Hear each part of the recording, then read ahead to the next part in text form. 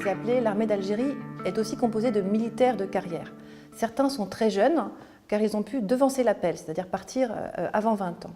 D'autres, évidemment, sont dans d'autres tranches d'âge et ont pu commencer leur carrière, pour certains, dans la Deuxième Guerre mondiale. Donc, à la différence des appelés, la guerre est leur métier. Tous les officiers supérieurs sont bien sûr des militaires de carrière, mais on trouve aussi des engagés au plus bas niveau de la hiérarchie et tout au long de la chaîne de commandement.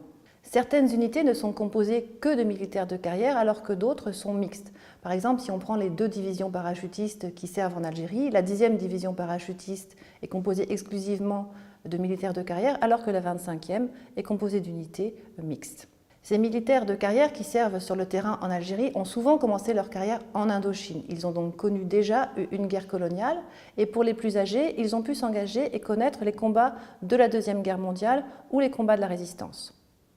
La guerre d'Indochine est vraiment l'expérience fondatrice de cette génération et il compare bien souvent les maquisards de l'armée de libération nationale algérienne aux membres du Viet Minh auxquels ils se sont opposés.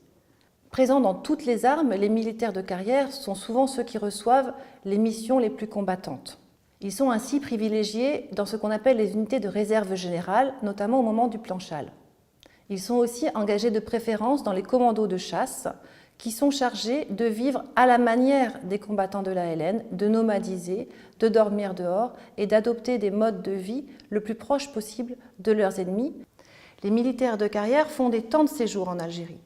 Ils font une durée de séjour en Algérie, puis ils sont sortis de la guerre. Ils vont par exemple être en poste en métropole ou en Allemagne, et puis ils reviennent en Algérie. On a ainsi des militaires de carrière, qu'ils soient engagés, 2e classe ou officiers supérieurs, qui ont pu faire jusqu'à 2 séjours en Algérie et y passer finalement plusieurs années. Je dois dire que sur le plan opérationnel, l'Algérie était plus difficile que l'Indochine. La rizière, ça n'était pas toujours très agréable, la jungle non plus, mais c'était globalement, l'Indochine, c'était plutôt un terrain plat. Tandis que l'Algérie, il y avait beaucoup de montagnes, de collines, et nous crapahutions toute la journée, quelquefois la nuit, et c'était plus physiquement, j'ai trouvé, peut-être, c'est parce que j'avais pris quelques années de plus, j'ai trouvé en tous les cas que physiquement, non, je ne parle pas au niveau du combat, parce que le combat n'avait rien à voir avec l'Indochine.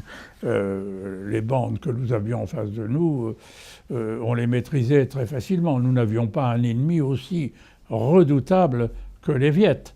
Mais le terrain était très dur. En Algérie, on se battait surtout contre le terrain. Les bancs de Felaga, du FLN, qu'on rencontrait dans la nature, si on prenait les précautions élémentaires pour se déplacer, on avait rarement des affaires très difficiles, rarement. Ça nous est arrivé, mais c'est exceptionnel. Pour en sortir, il faut trouver les katibas. Et qui trouve les katibas, c'est le commando de chasse. Il faut aller dans les djebels. Ce sont des volontaires, on prend de très grands risques, on est tout seul dans les zones interdites qui sont immenses dans le sud. C'est toute la ceinture des monts présahariens, hein, c'est tout l'Atlas. Hein. Et ben, il faut y aller. Et comme on y va, on observe, on suit les traces, etc. Et moi, mon métier, c'est de dire au bout de... La katiba, elle est là. La katiba, elle est là, la katiba, elle est là. C'est pas moi qui vais l'attaquer, parce que moi, si je me déplace pendant 15 jours dans le Djebel, je suis très faiblement armé, puisque je vis sur mes réserves, etc. Je ne peux pas porter énormément, donc j'ai pas beaucoup de munitions. Donc on fait venir des unités spécialisées, c'est la Légion, c'est les commandos de marine, c'est les commandos bizarres, etc. Il arrive parfois qu'on participe aux assauts, mais en général, on ne participe pas aux assauts. Ils le font, ceux qui traitent, et nous, après, on repart sur d'autres pistes. Voilà. Alors je comprends que les gens d'en face nous haïssent. Oui, parce qu'on les trouvait et ils étaient supprimés.